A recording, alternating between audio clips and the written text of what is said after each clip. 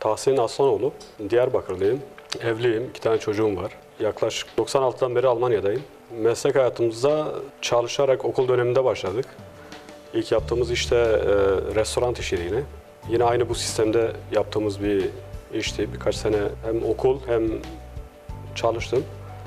Sonra farklı işlerde çalıştım. Şu işletme yaklaşık 2 senedir, 3. seneye giriyor. Fakat farklı bir konsepte başladık. Ama şu anda kısa bir dönem önce konsepti değiştirdik. Türk mutfağına çevirdik konseptimizi. Bu bölgede değişik bir sistem yapıyoruz. Bir konsepte, yani Türk restoranına, branşında değişik bir restoran şeklimiz var.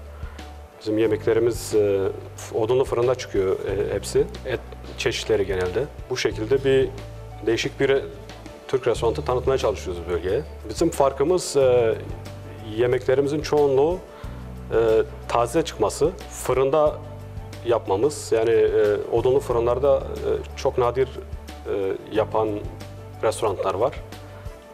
Bunu hatta bu bölgede sadece biz yapıyoruz. Yani odunlu fırınlar var bölgede ama genelde millet ekmek falan çıkarıyor.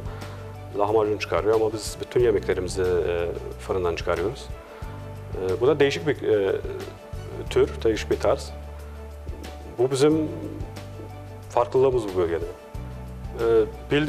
Bildiğimiz Türk mutfağı, ızgara, et çeşitleri, balıklarımız da var, tavuk, ondan sonra yanında ön yemek olarak mezelerimiz var farklı farklı, salatalarımız var, tatlılarımız var.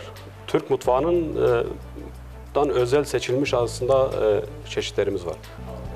Yemeklerimizi değişik yemekler yapıyoruz. Değişik lezzetli yemeklerimiz var.